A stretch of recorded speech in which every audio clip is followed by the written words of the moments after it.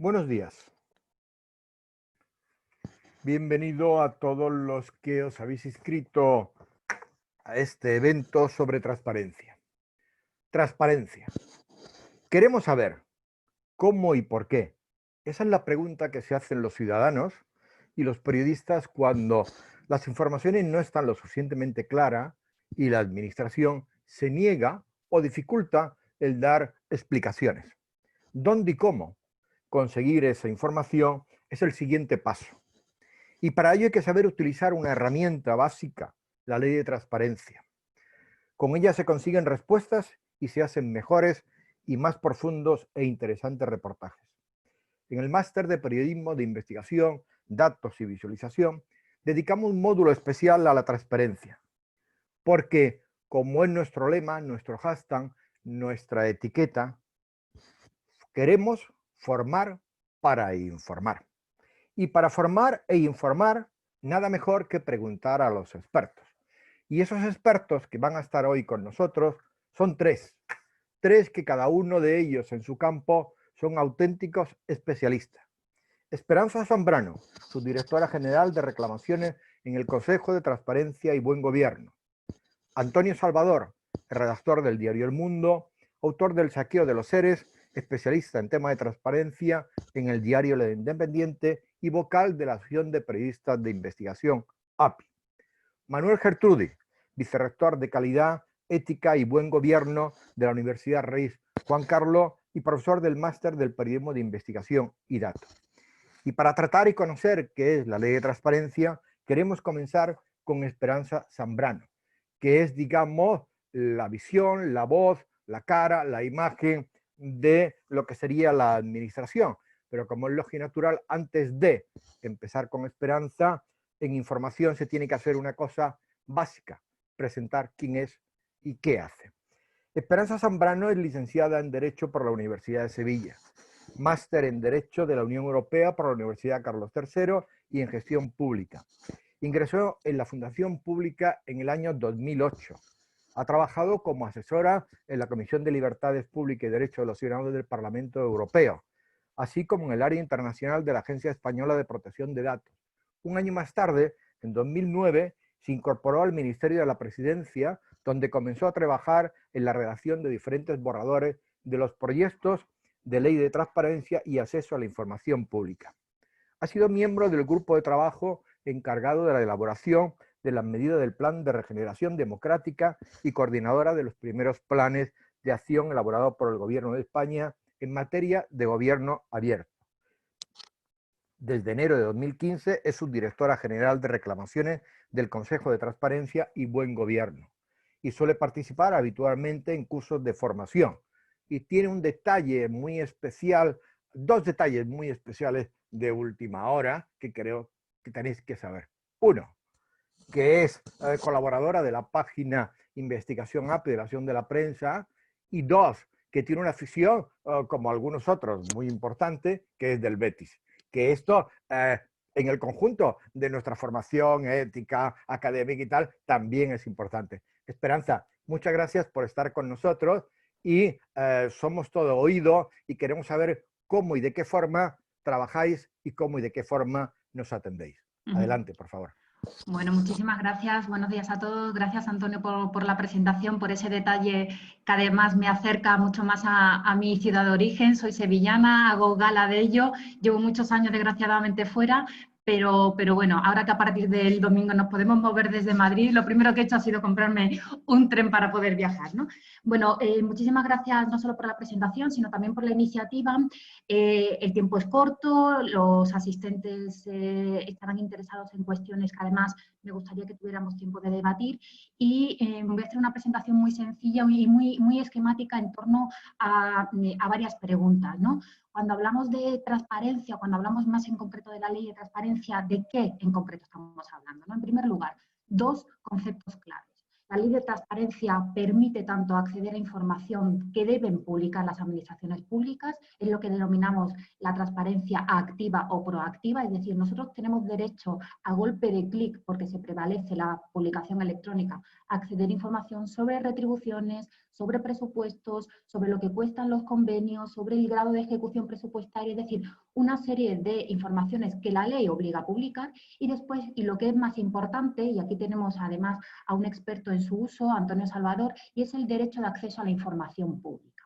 Un derecho que está conectado con otros derechos clave y además que tienen la condición de fundamentales según nuestra Constitución española, como es la propia libertad de información o es el derecho a la participación pública de los ciudadanos. Es decir, ¿qué mejor garantía de una participación pública informada, adecuada y que vaya, digamos, a favorecer los intereses de los ciudadanos que una participación informada, ¿no? Que previamente haya permitido conocer la información que tienen los organismos públicos, ¿no?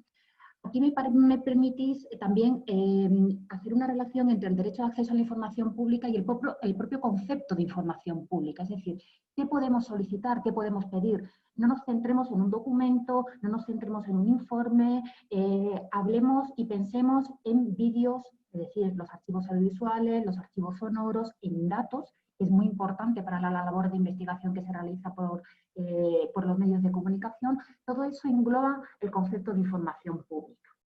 ¿A quién? Es decir, ¿a quién podemos solicitar?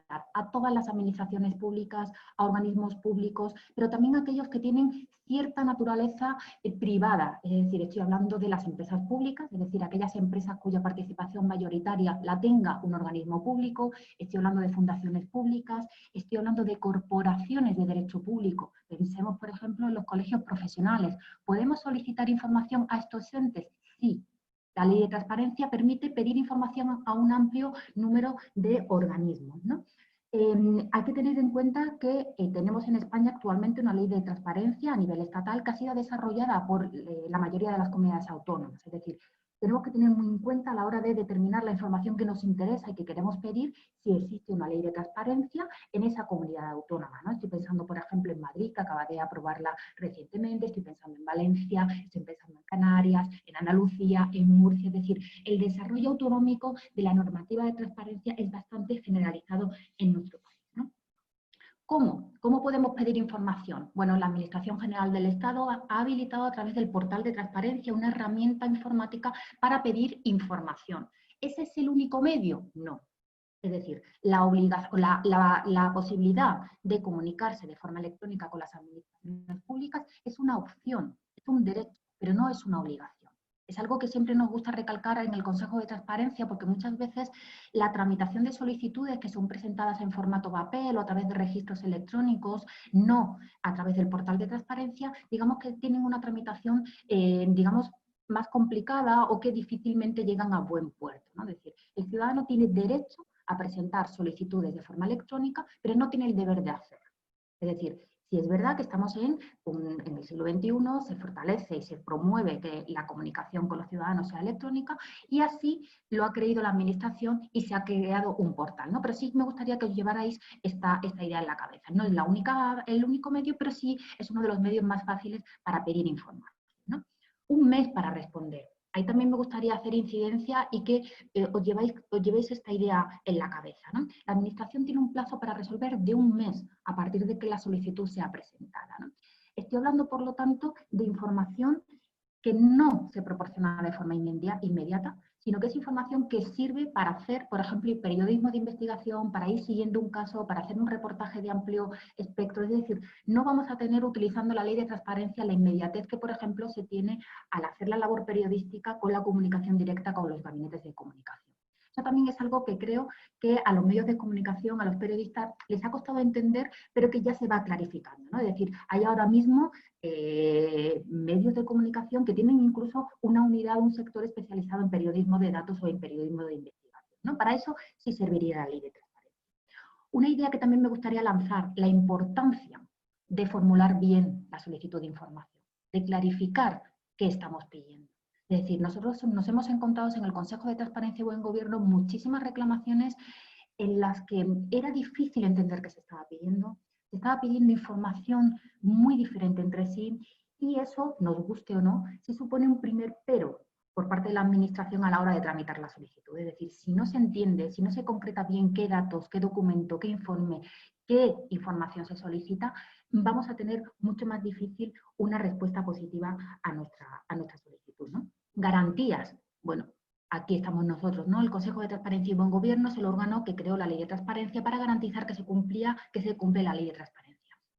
Somos competentes tanto para velar que la información que debe de ser publicada lo es efectivamente y tramitamos las solicitudes, las reclamaciones que son los solicitantes de acceso a la información nos dirijan. Es decir, somos el órgano de garantía, tramitamos recursos, tramitamos reclamaciones y en ese sentido tenemos una labor importante a mi juicio a la hora de interpretar la ley de transparencia y a la hora de poner restricciones a los límites que la administración aplica en demasiadas ocasiones a nuestro juicio cuando responde solicitudes de acceso a la información. Y aquí lo último que quería deciros, el pero. Bueno, siempre hay un pero, ¿no? Y el pero es que la transparencia no es un valor absoluto. La transparencia tiene que conjugarse con otros derechos y libertades, que también nos es propio a los ciudadanos. Es decir, estoy hablando del derecho a la protección de datos de carácter personal, estoy hablando del derecho a la salud pública, a la seguridad pública, estoy hablando del derecho a la igualdad de las partes en los procesos judiciales, a los intereses económicos y comerciales. Os decía al principio que las empresas públicas también son sujetos de la ley. Las empresas públicas operan en el mercado. Es decir, hay una serie de intereses, de otros derechos e intereses legítimos, tanto de terceros como de la propia administración, que deben de ser salvaguardados. ¿Qué papel tenemos en el Consejo? Velar porque los límites se han aplicado de forma restrictiva.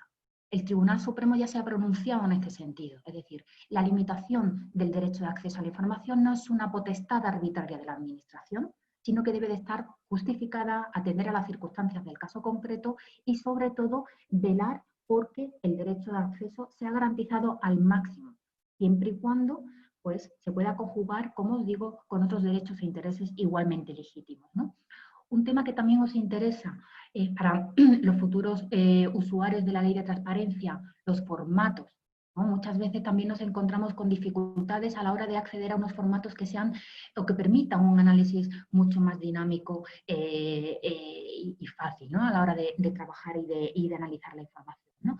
Bueno, son todo este tipo de cuestiones, la interpretación de las causas de inadmisión, la concreción de los límites, que suponen a nuestro juicio un reto en la aplicación de la ley, ¿no? Una ley que hay que recordar que lleva 5 años de vigencia. Yo soy muy optimista, ¿no? Cuando me preguntan, ¿crees que ha habido una trayectoria buena a la hora de aplicar la ley de transparencia? Mi respuesta es positiva. Es decir, las dificultades siguen sobre la mesa, pero son las dificultades propias de la consolidación de una nueva cultura pública. Una nueva cultura pública que nos compete tanto a los funcionarios públicos y a las administraciones como a los propios ciudadanos, ¿no? Bueno, y aquí termino, son unas pinceladas que quería daros y por supuesto, abierta a oír las siguientes intervenciones y a vuestras preguntas. Muchísimas gracias.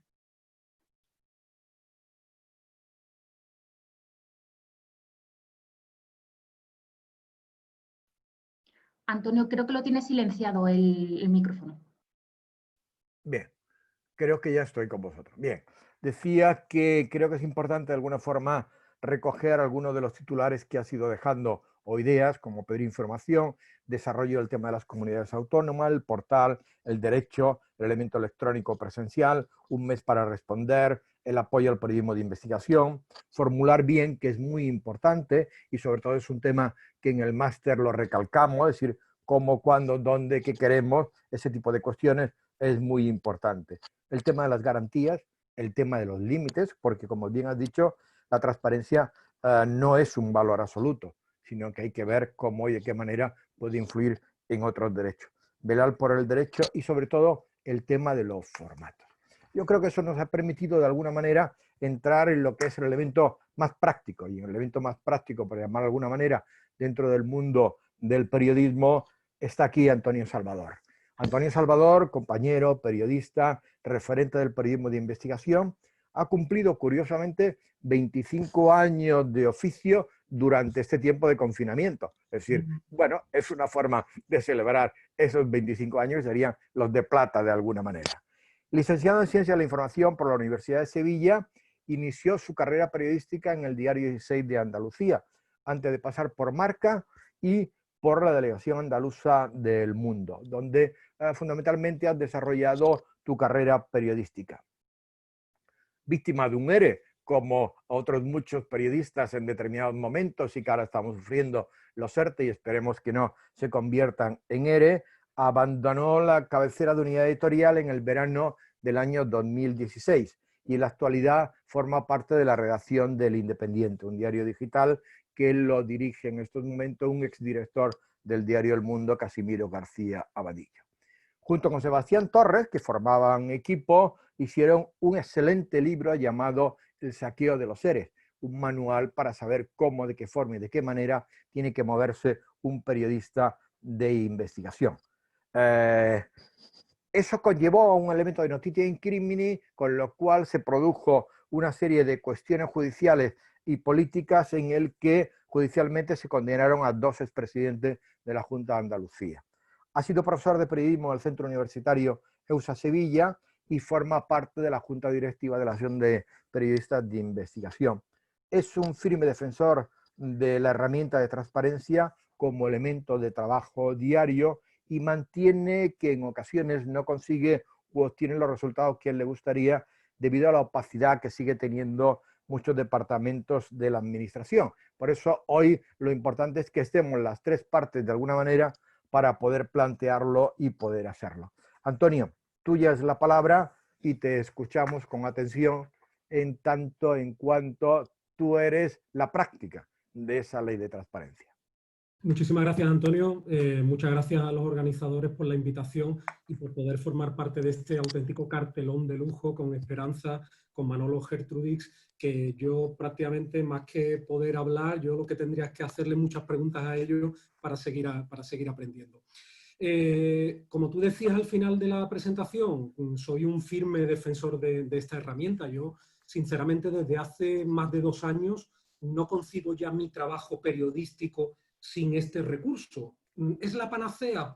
Evidentemente no. Los compañeros que estén estudiando, que estén terminando la carrera de periodismo, que no se lleven tampoco la idea de que con el portal de transparencia tenemos ya los periodistas el trabajo resuelto. Por supuesto que no, pero desde luego es un elemento muy interesante que yo creo que todos los periodistas deberíamos incorporar, porque en algún momento de nuestro trabajo le vamos a poder sacar rendimiento. Decía Esperanza un tema clave, que es el tema de plazos. Digamos que es la gran rémora que tiene la herramienta del portal de la transparencia, el acceso a la información pública, que no podemos plantearnos la obtención rápida de información. Ella decía 1 mes, pero en la práctica mi experiencia me dice que la administración rara vez suele responder dentro de ese mes. ¿Por qué? Porque primero transcurre bastantes días desde que se formaliza la petición de información hasta que se da por recepcionada y empieza, digamos, a activarse el reloj, lo cual en la práctica supone una dilación de plazos, ¿no? Pero con todas las imperfecciones que tiene la ley y que seguro que durante esta mañana en las preguntas que se puedan formular o en el debate que podamos mantener las podemos poner encima de la mesa, porque yo tengo bastante identificada algunos aspectos de mejora, y ahora que en el programa de gobierno de PSOE y Unidas Podemos una de las medidas que planteaban era la modificación de la ley, con el bagaje acumulado en estos 5 años, pues yo creo que, y también desde distintos foros, como por ejemplo nosotros desde la Asociación de Periodistas de Investigación, pues queremos incidir para que eso se mejore. Creo que el valor añadido que yo puedo aportar aquí es un poco mi experiencia. Yo tampoco vengo aquí a contar mis batallitas ni tal, pero si puede ser un poco ilustrativo de cuál está siendo mi experiencia, qué dificultades me he encontrado, qué buenas prácticas, pues yo creo que quizás todos pues, podamos sacar alguna lectura positiva. Para empezar, yo lo que considero que, salvo honrosas excepciones, la administración, al menos una gran parte de la administración, no quiere compartir toda la información pública que quizás el ciudadano, nosotros como periodistas, pero en cualquier caso cualquier ciudadano, tiene derecho a conocer. Es que no me entra en la cabeza que en el siglo XXI haya determinadas informaciones, digo, de base pública, que puedan estar vetadas al conocimiento. No lo entiendo, sinceramente. Comentaba otro aspecto muy importante también, Esperanza, que es el tema de la invocación de límites al acceso que prevé la ley y que entiendo que en algunas ocasiones pueda estar justificado. Claro que sí, como puede ser el tema de la seguridad nacional. Entiendo que la administración sea reticente a ofrecer algún tipo de dato que pueda poner en peligro la seguridad nacional. Pero por desgracia, mi experiencia me dice que hace una lectura demasiado genérica a la administración a la hora de aplicar algún tipo de límite de acceso a la información sin fundamentarla en el caso correspondiente. Y eso va absolutamente en contra, como podrá acreditar Esperanza, tanto de la doctrina del Consejo de Transparencia y Buen Gobierno como de la propia doctrina del Supremo. Hay que fundamentar por qué tú me deniegas en el caso concreto. No basta con hacer una invocación genérica. La tardanza en contestar, como decíamos, en muchas ocasiones se duplica el plazo. Existe un mecanismo dentro de la ley que faculta a la administración a duplicar el plazo del mes que tiene para contestar, pero en ocasiones claramente no está justificado. Es una forma, a mi juicio, de ganar tiempo y de retrasar la información. Es importante que tengamos en cuenta que a lo mejor si la información, por ejemplo, hace un mes sobre los contratos de material sanitario firmados por el Ministerio de Sanidad, no tiene el mismo efecto si ese conocimiento se conoce en plena polémica, que si al final tenemos acceso a la información dentro de 4 meses, donde la agenda de la actualidad ya, digamos, está guiado por otros acontecimientos.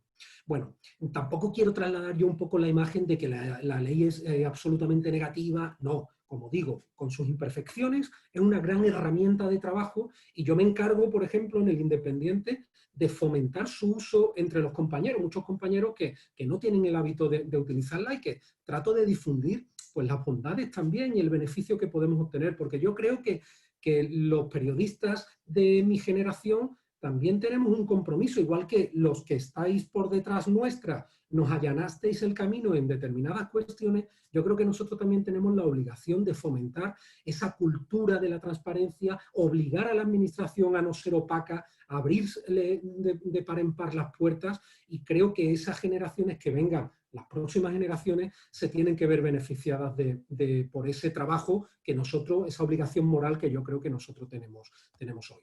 Digo que pese a todas las trabas, todos los obstáculos que nos podemos encontrar en el camino a la hora de utilizarla, a veces yo también he de confesarlo, pues me he encontrado que la administración la he cogido con la guardia baja y me ha proporcionado algún tipo de información que incluso yo consideraba que no tenía derecho, que me iba a invocar. Yo sí veía que había algún límite para aplicar y sin embargo me ha facilitado la información, como por ejemplo, de verdad que prometo no contar muchas batallitas, pedí información acerca de un prófugo de la justicia que estaba reclamado por un juzgado de Sevilla y por varios juzgados de la Audiencia Nacional. Estaba en África, lo detuvieron y gracias a una pregunta que yo hice y sobre todo a la respuesta que me dieron, supe que se había saltado, digamos, el arresto domiciliario que tenía y no se había presentado una comparecencia judicial, con lo cual aquello, yo daba saltos de alegría cuando leí aquella respuesta de transparencia, porque pensé que con buena razón, y Esperanza me corregirá, ahí sí podría haber aplicado que era un procedimiento que estaba judicializado y que por tanto no había que compartir información. Bueno, seguro que va a ser mucho más interesante si damos la posibilidad de que los asistentes nos puedan facilitar preguntas o las que tú puedas formular, Antonio, pero me gustaría recordar y trasladarle un poco ese mensaje, que la transparencia se demuestra con hechos, no se demuestra con palabras, como habitualmente escuchamos a muchos políticos, ¿no? Que se dan muchos golpes de pecho hablando de transparencia, lo transparente, cuando luego, pues en la práctica, pues utilizan cualquier ardid o cualquier atajo para no proporcionar la información solicitada. Y parafraseando, ya termino, Antonio, parafraseando a Miguel Ángel Blanes, que es uno de los grandes expertos en materias de transparencia y de acceso a la información pública, él hace unos meses, yo lo entrevistaba en El Independiente y él me dio una idea que desde entonces garantizo que no se me va a olvidar. Decía, la transparencia es el mejor desinfectante y no solo en tiempos de virus. Y yo creo que no le falta razón. Bueno, vamos pasando por diferentes etapas. Hemos visto la problemática del periodista y las ventajas. Antonio ha hablado de herramienta, de fomentar, de periodismo, de generación, de cultura de la transparencia, de trabas y del mejor desinfectante. Es indudable que estamos entrando en una nueva cultura, no solo de la transparencia, sino también del periodismo y unas nuevas herramientas. De ahí que, entre otras cuestiones, el módulo de transparencia, insisto, en el máster tenga un recorrido bastante importante. Ahora vamos a entrar en la otra fase o en la otra pata de esta mesa, que es la parte académica. Porque indudablemente, si la parte académica no hay formación, y sí hay una cuestión que es muy importante, la transparencia también hay que llevarla a la universidad y a cualquier otro estamento que tenga relación con los estudiantes. Manuel Gertrudi. Manuel Gertrudi, primero amigo, luego compañero y profesor titular de Comunicación Digital de la Universidad Rey Juan Carlos, coordinador del Grupo de Investigación Ciberimaginario, coeditor de la revista científica Icono 14 y actualmente desarrolla un papel fundamental que es vicerrector de Calidad Ética y Buen Gobierno de la Universidad Rey Juan Carlos. Lo digo porque este concepto y esta filosofía de aplicar la transparencia también a las universidades es básico y esencial. En esta actividad está involucrado en proyectos de inteligencia institucional, de cultura de transparencia y de participación, es decir, cultura de la transparencia a través de la propia universidad.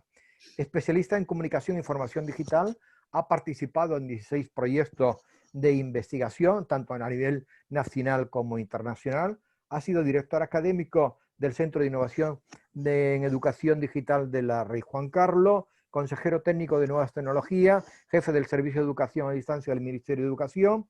Ha sido profesor asociado en la Complutense, en la Francisco de Vitoria, en la Carlos III.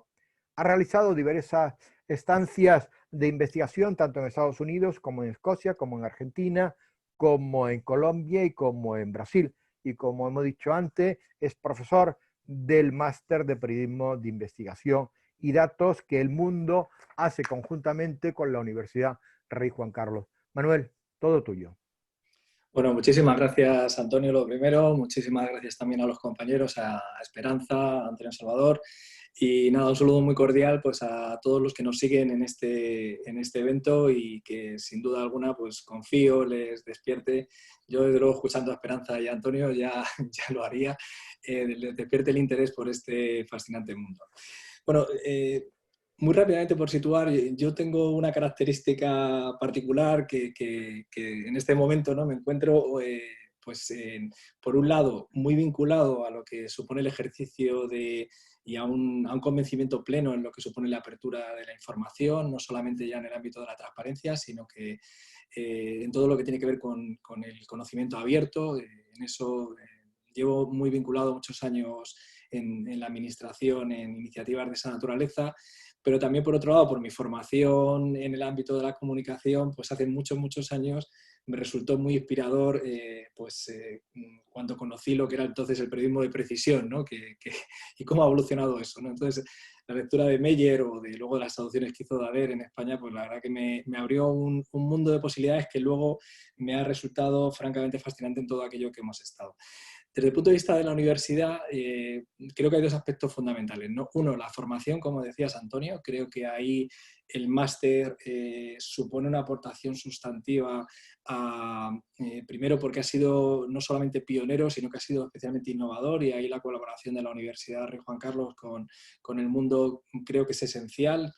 Creo que es un ejemplo de cómo se puede hacer un proceso formativo de altísima calidad en un ámbito como este, además con un conjunto de expertos del más alto nivel, y por lo tanto ahí desde el primer momento creo que hemos tenido muy claro la relevancia que tenía apoyar ese proceso, o sea, es decir, de incluir en el ámbito formativo estas cuestiones que son esenciales fundamentalmente para una construcción de una ciudadanía más crítica, más informada, que está más relacionada con sus instituciones, que coparticipa en la gestión y en el desarrollo de nuestros modelos democráticos, y por lo tanto en ese sentido un pleno convencimiento de que tenemos que seguir progresando, que no solamente en máster, sino también en la propia configuración de los currículos en grado, en las modificaciones que se van incorporando. Tiene que penetrar también este tipo de conceptos y tienen que estar ahí, como así ha sucedido con otros que han ido apareciendo en los últimos años, y por lo tanto un pleno compromiso con eso. Y luego, en el segundo aspecto que me gustaría comentar es el papel que pues desde hace justo va a hacer ahora 2 años en el que participo desde el Vicerrectorado de Calidad, Ética y Buen Gobierno de la universidad. Y ahí, bueno, pues compartir un poco la visión, ¿no? de la importancia que tiene en esta transformación a la que estamos asistiendo. Yo coincido plenamente con lo que decía Esperanza, ¿no? De la cantidad de elementos, ¿no? Que rodean la aplicación tanto de la ley nacional como ahora en el caso de a nosotros como Universidad Pública de la Comunidad de Madrid, la ley de transparencia y participación también de la Comunidad de Madrid. Sobre todo me gustaría trasladaros la importancia que tiene el ejercicio colectivo que hacemos para impulsar los procesos de transparencia y participación para cambiar o para ayudar a ese cambio en la cultura de la transparencia, ¿no? Muchas veces, decía Antonio, la administración no quiere compartir, ¿no? Realmente a veces, no digo, ¿no?, que no pueda pasar que la administración tenga reservas a compartir información, pero a veces es verdad que los marcos legislativos que son un elemento fundamental no bastan por sí solos, ¿no? Transformar, como bien conocemos todos los que nos dedicamos a los ámbitos de la comunicación, de la sociología, de la política, no bastan solo las legislaciones. Hace falta un proceso de transformación interno, un proceso de transformación colectivo que modifique la percepción sobre determinados procesos, ¿no? Nosotros ahí que estamos muy involucrados en la puesta en marcha de proyectos, ¿no?, que apoyen ese cambio interno, que digamos que capilarice la idea a toda la estructura de la institución. Sabemos que son procesos largos, que requieren recursos, es decir, a veces una causa de inadmisión por reelaboración puede estar muy en el límite porque desde fuera parece que no requiere reelaboración, pero cuando estás, por ejemplo, trabajando con contenidos o con materiales de hace a lo mejor 10 años que no tenían una estructura de información adecuada, supone, cuando además, como bien sabéis, las universidades no tienen una especial dotación de personal, ¿no?, sobre todo en administración, en personal de administración y servicios, pues a veces resulta muy complicado y realmente para procesos. Nosotros en algunas peticiones de información hemos estado involucrados a lo mejor 10 servicios buscando información de hace 10 o 12 años, ¿no? Entonces, ahí, ¿qué sucede? Que lo importante es trabajar en esa capacidad de ofrecer información, pero sobre todo lo que importa es esa cultura de la transparencia, esa cultura del dato. Es decir, por ejemplo, nosotros llevamos 1 año y medio trabajando de forma cooperativa. Además, creo que esto es muy interesante y que podremos dar más datos seguramente a la vuelta del verano con un proyecto que se llama Universidata, en el que estamos colaborando diferentes universidades. Ha definido un núcleo común de datos de las universidades que está vinculado a los portales de transparencia y que va a permitir dar un salto muy cualitativo, incluso con un desarrollo de narrativa de datos, es decir, de explicando los propios datos que las universidades ponen de manera estructurada, con formatos reutilizables, o sea, cumpliendo todos esos requisitos, con un análisis que ha habido que hacer del estudio de impacto en protección de datos muy grande, pero que es un ejemplo de cómo, primero, a nivel interno, ese proceso está, digamos, fortaleciendo al modelo institucional, como no se ve solamente el dato como algo que tiene una utilidad o una explotación muy concreta para un servicio, para la toma de decisiones muy específica, sino que es algo que permite dialogar con la sociedad, por un lado, porque ofreces esa información desde el punto de vista de lo que la sociedad te demanda, pero luego también otra cuestión fundamental es también la capacidad que tiene para vertebrar un modelo de inteligencia institucional, en el que todavía pues estamos poniendo la estructura, ¿no? Entonces, creo que esas dos cuestiones son básicas. Creo que los avances que se van dando ahí son muy importantes, pero también que requieren tiempo, que requieren recursos. Es decir, aquí, por ejemplo, nosotros en la aplicación de la Ley de Transparencia de la Comunidad de Madrid tiene cuestiones muy bien intencionadas, pero que son de muy difícil aplicación en el marco a veces de instituciones que tienen un modelo de gobernanza muy distribuido, como pueda ser, por ejemplo, una universidad. Pero bueno, yo sin duda alguna, y no lo decía al principio, pero cierro esta primera intervención con esta idea, soy de los que estoy absolutamente convencido del beneficio que aporta la ley. Estoy absolutamente convencido de la enorme oportunidad que representa para la mejora de la gobernanza colectiva. Estoy convencido de que es un derecho que es de los ciudadanos y que, por lo tanto, todos los informadores, todos los periodistas, todos los comunicadores deben no solamente conocerlo, no solamente deben formarse muy bien en ello, sino que además su tarea, aunque pueda haber colisión a veces con las administraciones, es esencial para mejorar lo que hace la administración, y de eso no tengo la menor duda. Muchas gracias, Manuel. Bueno, te resumo tu planteamiento. Cultura de transparencia, cultura del dato, Universidata, creo que es muy importante, y habría que subrayarla. Y como bien sabes, el máster de investigación y datos está para ayudar y colaborar en todo lo que tú consideres necesario. Narrativa de datos, diálogo con la sociedad, cosa que nos falta, yo creo, a todos en general. Vertebrar inteligencia, comunidad autónoma, que es muy importante, en tanto en cuanto, como bien nos dijo Esperanza, hay parte de esa ley de transparencia que no solamente forma parte del gobierno o la administración central, sino de las propias comunidades autónomas.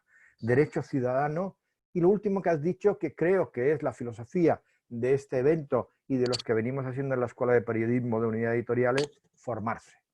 Sin formación, indudablemente, no tenemos capacidad para formar e informar.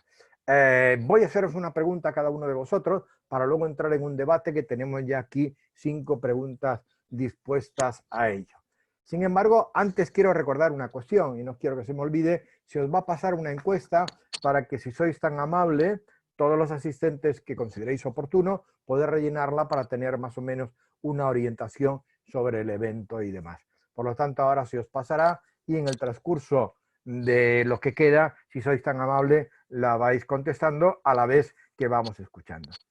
Esperanza, ¿qué nivel de conocimiento tienen los ciudadanos de la ley de transparencia? Porque tengo la percepción que hay mucha gente, uno, que no sabe que existe, y dos, que no sabe, como tú bien indicabas antes, si la puede hacer de forma presencial o la puede hacer de forma digital.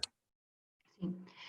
Pues bueno, la única vez que se ha realizado, digamos, un testeo de este nivel de conocimiento, pero bueno, sí fue a nivel de todo el país y por parte del CIS, del Centro de Investigaciones Sociológicas, fue en septiembre del año 2017.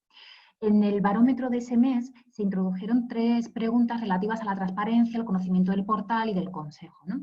Los datos eran abrumadores, y es verdad que han transcurrido casi 3 años. Yo creo que es un ejercicio que podríamos volver a hacer de nuevo, ahora que además ha transcurrido no solamente 3 años desde esa encuesta, sino también 5 años desde la entrada en vigor de la ley, pero los datos los voy a proporcionar, son públicos, pero bueno, los tenía aquí también, ¿no? El 47,3% de los encuestados no conocía entonces la ley de transparencia. El 68,8% de esos encuestados no conocían al Consejo de Transparencia y Buen Gobierno, pero es que el porcentaje de los desconocedores del portal de transparencia alcanzaban el 75%. Yo creo que son datos que efectivamente nos llevan a la reflexión. Creo que es verdad que son datos que pueden no reflejar la situación de hoy día, pero por nuestra experiencia en el Consejo, nosotros no tramitamos solicitudes, sino reclamaciones, es decir, somos el estadio posterior. Hemos visto cómo el número de reclamaciones ha crecido año tras año de una forma increíble, ¿no? Pero sí es verdad que también hemos notado que los usuarios de la ley de transparencia y de los que acuden al Consejo de Transparencia son cada vez más profesionales. Estoy hablando de periodistas, que supera el 30% de los reclamantes. Estoy hablando de sindicatos.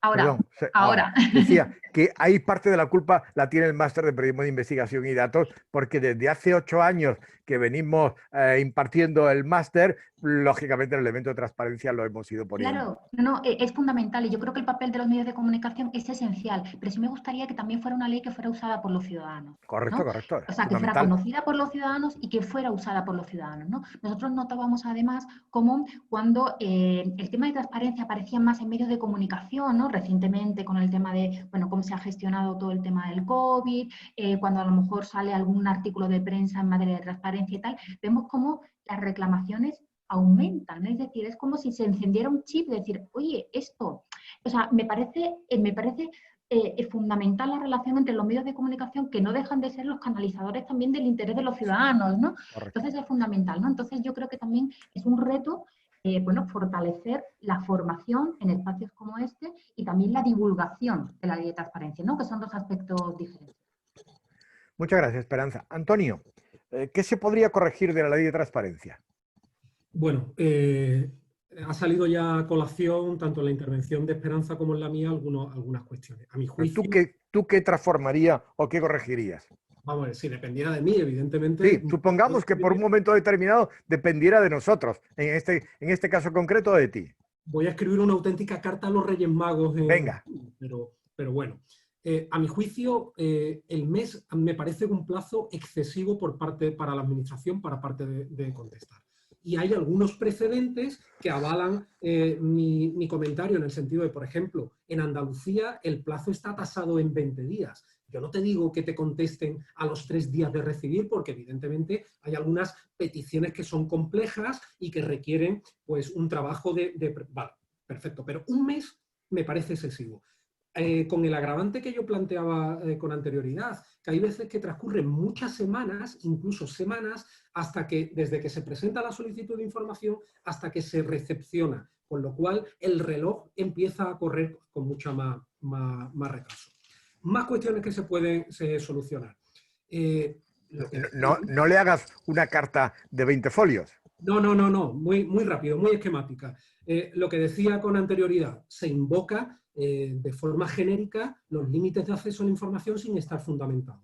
Más cuestiones. En ocasiones, pues la administración tiene la posibilidad de duplicar el plazo de contestación si son peticiones, dice la ley, pues voluminosas o de cierta complejidad. Pero en ocasiones te das cuenta de que es un recurso que tiene la administración para ganar tiempo, porque al final te termina denegando la información. Si usted ya tenía claro que esa información concurría a algún tipo de límite, ¿por qué dobla el plazo para al final decirme que no me da la información solicitada? Y hay otra cuestión muy importante y ya termino. Acabamos. Venga, que hay varias preguntas pendientes. No puede salir gratis al funcionario, al político, ser opaco. ¿Por qué lo digo? En ocasiones, pues tú presentas una petición de información, te lo deniega, recurres a la ventanilla de Esperanza, al Consejo de Transparencia y Buen Gobierno. El Consejo de Transparencia estudia el caso, le pide alegaciones a la contraparte, emite su resolución y en muchas ocasiones la resolución es estimatoria al favor de quien formula la reclamación.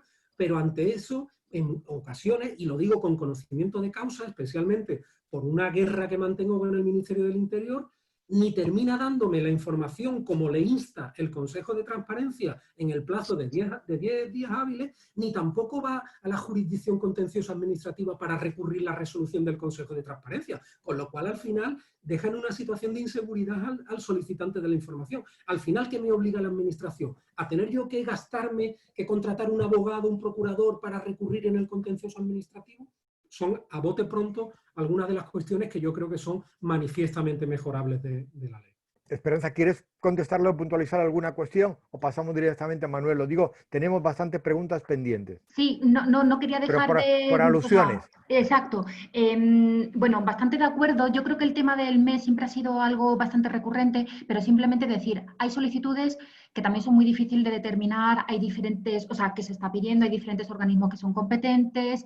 Yo creo que inicialmente podría estar justificado, ¿no? Somos una administración un tanto compleja, pero sí es verdad que podría revisarse, ¿no? De todas formas, los plazos cortos yo soy bastante también reticente a ellos, ¿no? El papel lo aguanta todo, hablar de 20 días, hablar de 15, hablar de 5, bueno, pues oye, hay que ver la realidad y en qué medida se está demostrando, ¿no?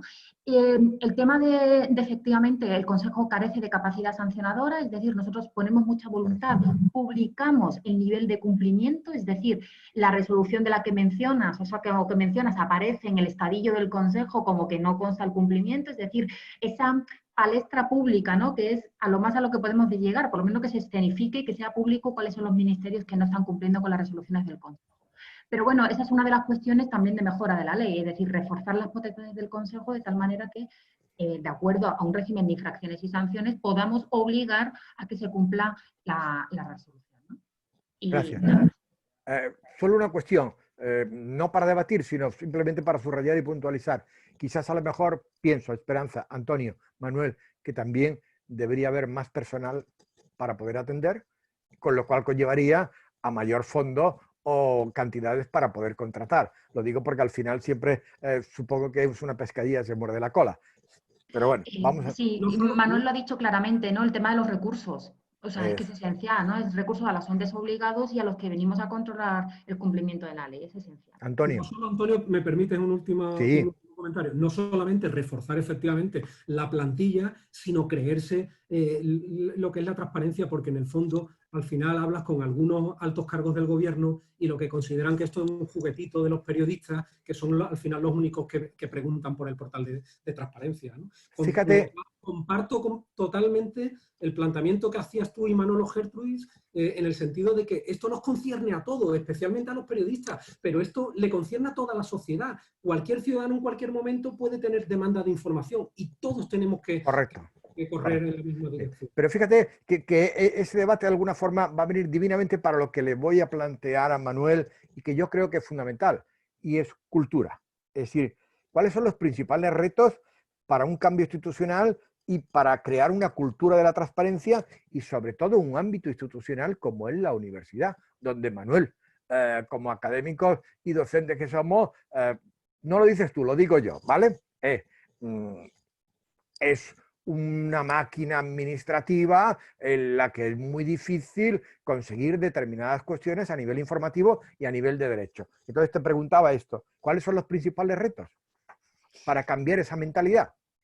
Bueno, yo ahí fundamentalmente creo que los elementos fundamentales para cambiar ese modelo es insistir, formar. O sea, es decir, hay un elemento, cuando hablamos de formación, la formación en los cuadros internos de la administración es básico, la percepción del beneficio, ¿no? Yo creo que yo que llevo muchos años trabajando en el ámbito también de formación en tecnología, la gente solo percibe, solo cambia, no solamente cuando tienes un elemento normativo que te obliga, sino cuando además percibe un beneficio claro en que ese cambio cultural, lo que os decía, pues el valor de un dato, ¿no? Es decir, nosotros, por ejemplo, que hay otro ámbito que está muy vinculado, que es el de calidad, ¿no? Es decir, y llevamos muchos años trabajando en el ámbito de la información al servicio de la calidad, y ese cambio ha llevado 15, 20 años, y creo que ahora es un sistema mucho más maduro, porque hay una formación realmente dentro de lo que son tanto pues, los directores de una titulación, de lo que suponen los cuadros administrativos. Y esa formación, por ejemplo, en el ámbito de la transparencia es fundamental, lo que os decía. O sea, si yo percibo que cuando yo estoy trabajando un dato, por ejemplo, de una determinada forma, o ese dato o ese documento está almacenado adecuadamente, esa información que yo entiendo que puede ser explotada no solamente para mi uso interno, sino que puede agregar valor, por ejemplo, a otros usos, ¿no? Sea en el ámbito de la transparencia o sea simplemente en el ámbito de la inteligencia institucional, tomar decisiones más acertadas de manera granularizada en el seno de la propia institución. Cuando eso se percibe, cuando el personal está formado para ello y cuando se ha hecho ese trabajo, facilita muchísimo porque el trabajo que se hace para ser transparente no se ve solamente, como decía ahora Antonio, un periodista, ¿no?, que me pregunta y me está molestando, sino que realmente es algo que me es útil a mí también. O sea, es decir, hasta que no se llega a ese convencimiento cuesta mucho cambiar eso. Segundo reto. El segundo reto es evidente, es decir, necesitamos recursos. Necesitamos recursos porque sin recursos, yo estoy de acuerdo con Antonio, es decir, un mes es excesivo, la Comunidad de Madrid ya sabéis que la ley ha reducido bastante ese plazo, además tiene un procedimiento sancionador, o sea, en este caso, digamos, va bastante más allá. Pero la cuestión es que realmente los equipos de transparencia en las instituciones, por lo menos yo puedo hablar en el ámbito de la universidad, llevan muy poco tiempo y todavía con muy pocos recursos.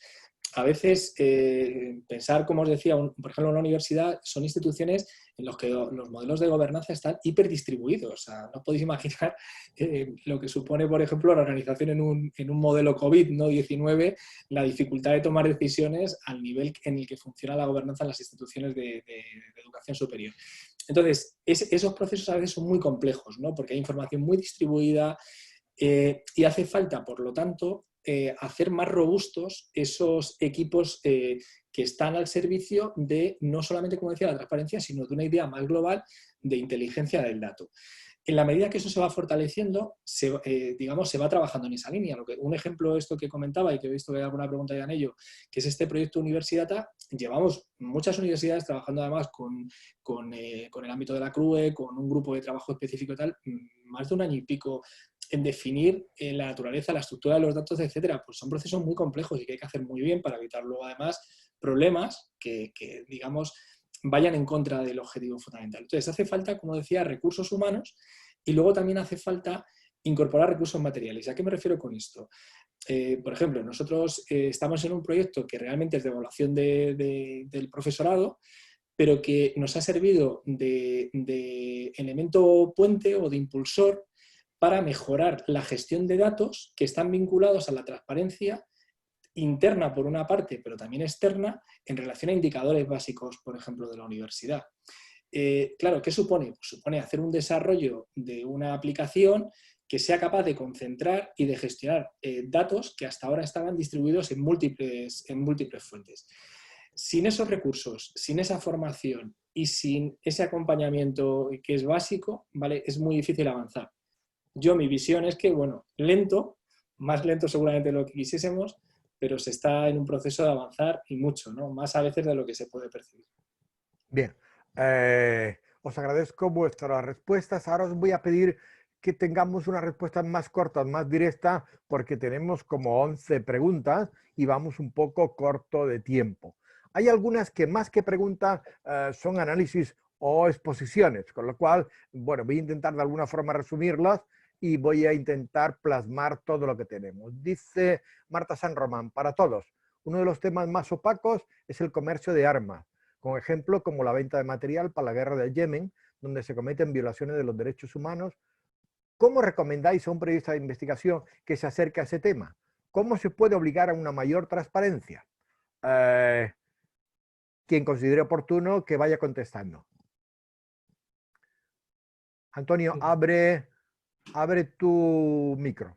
Entiendo que la pregunta se formula vinculándolo al área de transparencia, ¿no? Lo que Sí, correcto. Sí, todo va vinculado al concepto de transparencia como tal. Bueno, pues no me cabe la menor duda que intentar plantear peticiones de la forma más afinada posible, cerrando la posible puerta y esperar que la administración pues no pueda invocar algún tipo de límite. Es que no se me ocurre otra opción que percutir, que seguir insistiendo, y si en caso de obtener una respuesta denegatoria a esa información, por lo que digo, porque se pueda invocar alguna causa de las que prevé la ley, pues presentar la correspondiente reclamación ante el Consejo de Transparencia y Buen Gobierno, que por la experiencia que tengo puedo garantizar que se le ocurran mucho, que estudian a fondo el tema, que le dan la posibilidad a la Administración de presentar sus propias alegaciones, y yo creo, un poco compartiendo esa reflexión que ya ha salido aquí entre los otros ponentes, que tenemos la obligación de hacer la cultura de la transparencia.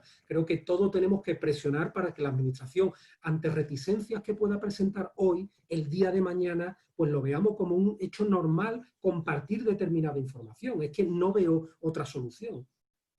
Hay una cosa que yo quiero aclarar, si me permitís, y que si lo consideráis que no es correcto, me matizáis. No consideremos que a través de la ley de transparencia vamos a hacer todos los reportajes. Es decir, que esta pregunta que se ha hecho está muy bien, pero hay una cosa fundamental en periodismo que se llama agenda, contacto. Es decir, que la ley de transparencia es una herramienta, no es el elemento de hacer, el único elemento para poder hacer un reportaje. Eso, como tú bien sabes, Antonio, son años, buena agenda, buenos contactos, un poquito de café, un poco más de cariño y bastante constancia. Eso es lo que yo planteaba al principio de mi exposición, que es un recurso más. No podemos tener la panacea para el periodista, sobre todo por lo que digo, porque los plazos que se manejan son incompatibles con la velocidad a la que trabajamos nosotros, pero que es una herramienta útil que en un determinado tiempo puede servirnos para nuestro trabajo, indudablemente. Por eso te preguntaba si la pregunta estaba planteada vinculándolo con el transparencia. Es que no se me ocurre otro margen que intentar plantear la pregunta de la manera más afinada para que no se pueda... Yo creo que la respuesta es completa y vamos poco a poco, vamos un poco rápido porque hay muchas preguntas todavía. Pedro Rodríguez, enhorabuena y un saludo a todos. La información responsable es básico para evolucionar positivamente en una sociedad perdida. Estamos de acuerdo, Pedro. Otra pregunta de Pedro. ¿Cómo puede el ciudadano involucrar a las instituciones para conseguir esa información que ahora aún no funciona? Esperanza, no sé si me ocurre. ¿Le respondes tú? ¿Te la repito? Sí. Abre tu... Disculpa, estaba viendo cómo puede involucrar el ciudadano, ¿no? Sí. ¿Cómo puede el ciudadano involucrar a las instituciones para conseguir esa información que ahora aún no funciona? Bueno, la ley de transparencia, yo creo, y nosotros lo hemos puesto de manifiesto en algunas de nuestras resoluciones, permite no solamente obtener información que existe, sino también detectar aquellas lagunas que la Administración tiene en la gestión de su información y de los procedimientos de los que son competentes. Es decir, nosotros nos hemos encontrado en ocasiones con reclamaciones en los que se pedía información o datos con un nivel de desagregación o con una combinación de elementos y de criterios que la Administración literalmente decía no lo tengo, no lo dispongo así porque no es de acuerdo a esos criterios que yo he configurado en mis sistemas, ¿no? Es decir, la Administración hay que entender que tiene una visión de gestión del servicio público, de prestación de un servicio público que difiere en ocasiones del ciudadano de a pie o del periodista que está realizando algún tipo de investigación, ¿no? Entonces nosotros, sin dejar de poner de manifiesto que obviamente no se puede dar información que no se tiene, sí señalamos que esas lagunas que se ha permitido detectar a través de esa petición de información sirven para una mejora de las administraciones públicas. Y me gustaría lanzar un mensaje, 2 palabras. Esta es la verdadera reforma de las administraciones públicas. Estoy convencida. O sea, trabajar de acuerdo a los principios de transparencia y sabiendo que la información que estamos generando, que estamos elaborando, puede y debe ser conocida y también que damos respuesta a lo que los ciudadanos quieren. Es decir, de nada nos sirve almacenar información que a nosotros como administraciones no nos sirve especialmente, pero no aquella que estamos viendo que a los ciudadanos les interesan porque no las está pidiendo, ¿no? Creo que has dado en el punto clave de la historia. A ver, una nueva pregunta de Pedro Rodríguez, que con todo respeto, don Pedro Rodríguez, y en tanto en cuanto estamos en la dinámica de transparencia, la voy a leer, pero esto no es una pregunta, es una opinión. No tengo ningún problema en trasladar su opinión. Desgraciadamente, el sistema periodístico actual está manipulado por la política y por los grupos económicos influyentes. Bueno, leída está. Eso necesitaría unas cuantas cañas, unas cuantas cervezas y mucho que hablar sobre el tema. Un espectador anónimo plantea una pregunta para el señor Gertrudis. ¿Podría ser más preciso y hablarnos de cómo las iniciativas llevadas a cabo en los centros de estudios influyen finalmente en los cambios que la Administración hace en la transparencia de los datos que ofrece? Querido compañero espectador anónimo, con todo respeto y cariño, pero es que si no me enervo, alguna coma por algún sitio iría bien. ¿Vale? Gracias.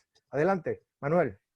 Muy rápido. Bueno, yo creo que la clave la acaba de dar Esperanza. Es decir, al final la participación ciudadana, la participación de los ámbitos de estudio, la participación de los periodistas, lo que permiten a veces es precisamente eso, revelar aspectos que la Administración no ha estado manejando o no consideraba que eran datos relevantes y, sin embargo, tienen un foco relevante para la sociedad. Y, por lo tanto, ese diálogo que se establece permite que, si no está, se pueda construir. O sea, a veces no puedes tener una respuesta inmediata, pero por lo menos lo agendas para que sea algo que se pueda responder.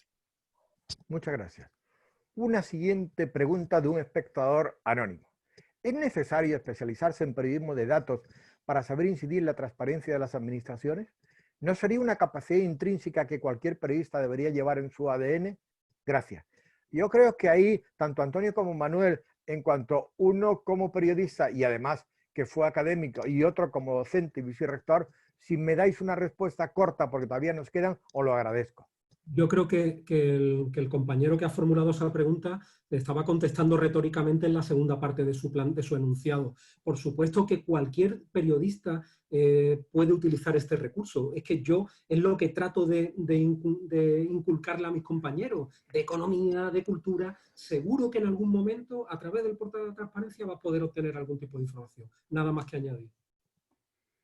Manuel. Sí, yo coincido plenamente. O sea, primero porque además, como decía, afortunadamente esto no forma parte de una cosa aislada, sino que, por poneros un ejemplo y asociarlo a alguna otra pregunta que también se planteaba, ahora mismo, por ejemplo, en el ámbito de la gestión del conocimiento, lo que tenemos claro y algo que además se ha visto de forma muy evidente en esta pandemia del COVID-19 a nivel de investigación, es la apertura de la gestión de toda la información. Es decir, esa parte, por ejemplo, para nosotros también es muy fundamental.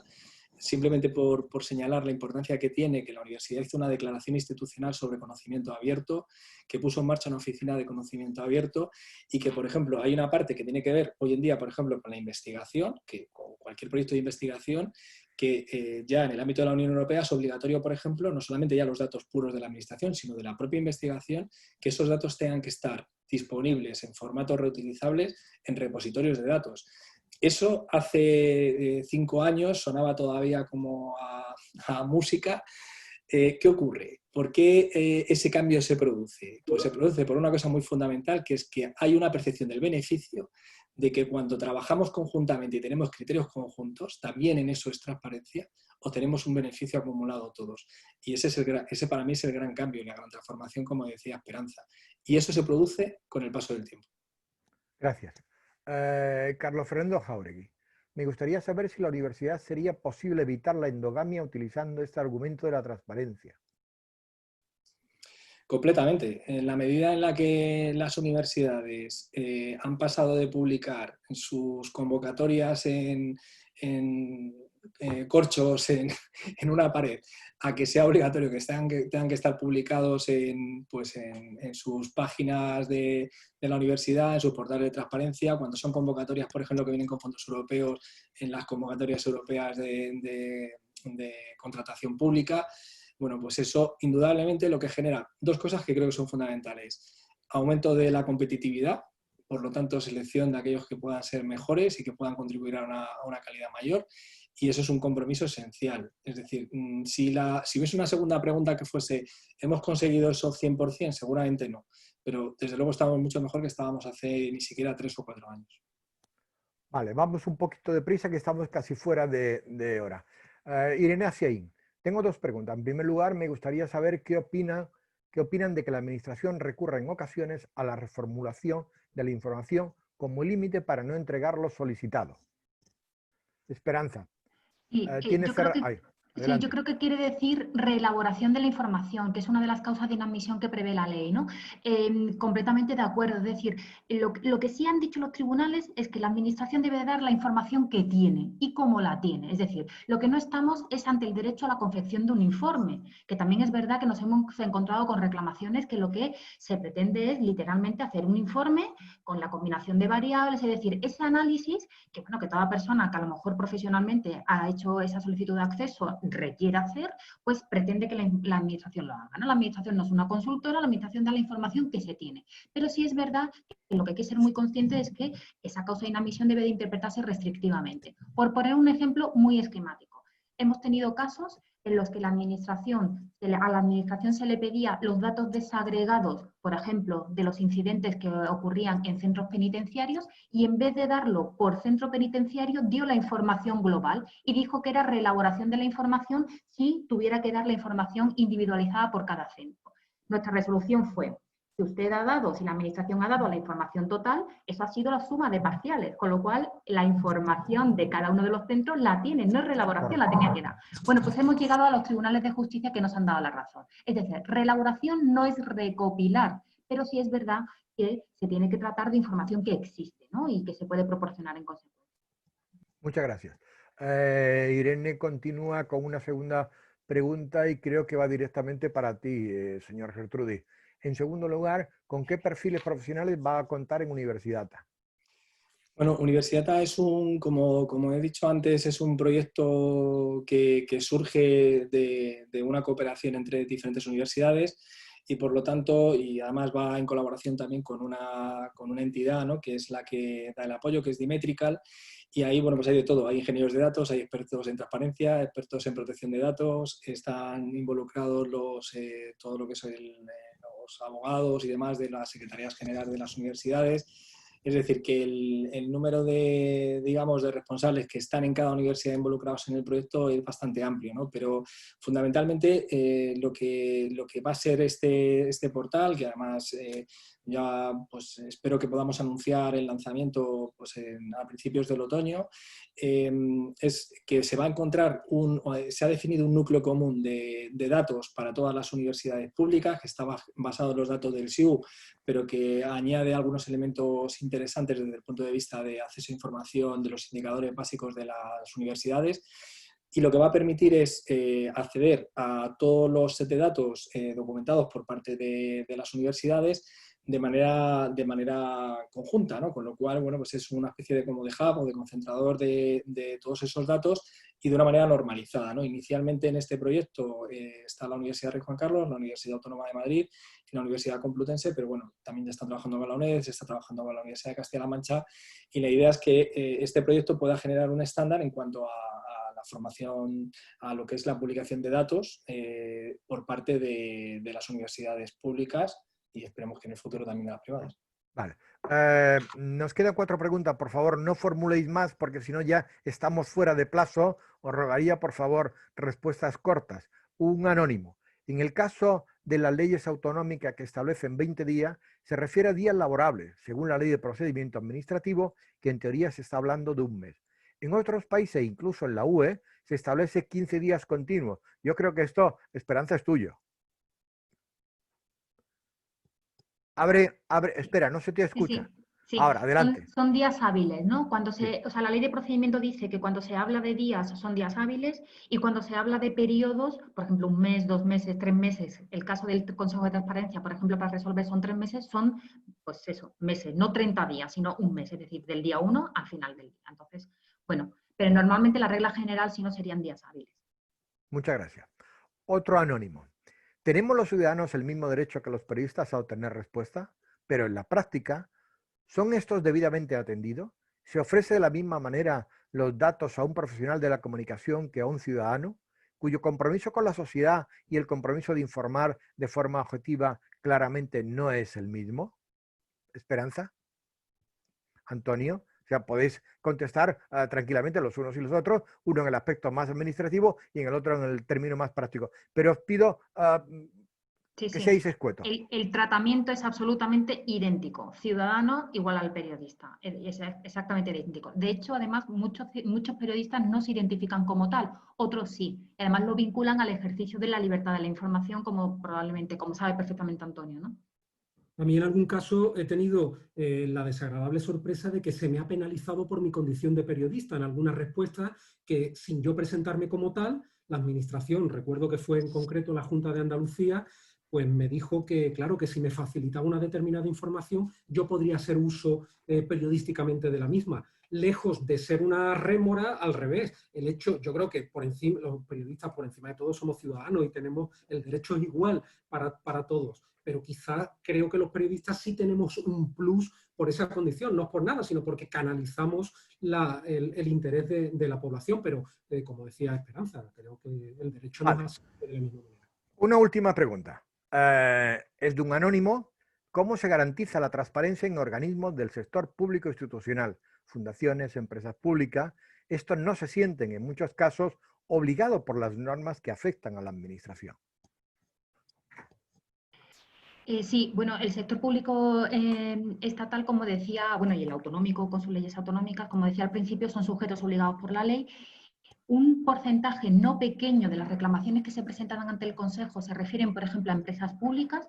Hemos tenido muchísimas, además muchas han aparecido en medios de comunicación de Radio Televisión Española, tenemos la agencia EFE, tenemos Navantia, es decir, un amplio sector de empresas, ¿no? De empresas públicas, ¿no? El tema de las fundaciones, igual, las corporaciones de derecho público, es decir, son todas aquellas entidades que tienen una naturaleza un poquito bifronte, ¿no? Que se puede denominar público, privado. Nosotros lo que hacemos en el Consejo es además realizar una labor de asesoramiento por parte de todas aquellas entidades que requieren un poco la clarificación de cuáles son sus obligaciones de acuerdo con la ley, y además anualmente realizamos una evaluación del cumplimiento de la ley, entre ellas incluimos fundaciones públicas, incluimos corporaciones, incluimos asociaciones de carácter público, incluimos empresas. Es decir, dentro de nuestras capacidades intentamos también diversificar, ¿no? nuestra labor de inspección, no solamente centrándonos en lo fácil, digámoslo así, que son los organismos públicos,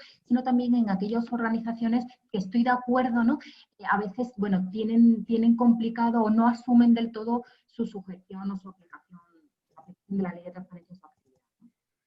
Muy bien, bueno, pues hemos llegado al final. Arrancamos este evento sobre transparencia diciendo queremos saber, y nos hemos adentrado en la ley de transparencia gracias al saber de Esperanza Zambrano, de Antonio Salvador y de Manuel Gertrudi. y al Máster de Periodismo de Investigación, Datos y Visualización y la Escuela de Periodismo de Unidad Editorial, que, como dijimos al inicio, tenemos un módulo en el máster especial sobre transparencia. Por todo ello decidimos y seguimos utilizando el hashtag que hablamos al principio, formar para informar. Espero que este evento os haya servido para tener una mayor formación, para tener un mayor conocimiento, y ya solo me queda dar las gracias a todos los que habéis participado y especialmente, como es lógico y natural, a vosotros tres que nos habéis acercado a un mayor conocimiento del tema. Gracias, espero y deseo que tengáis un buen fin de semana y no olvidaros, queremos saber. Gracias. Muchas gracias. Muchas gracias. Hasta ahora. Gracias a todos. Preguntones.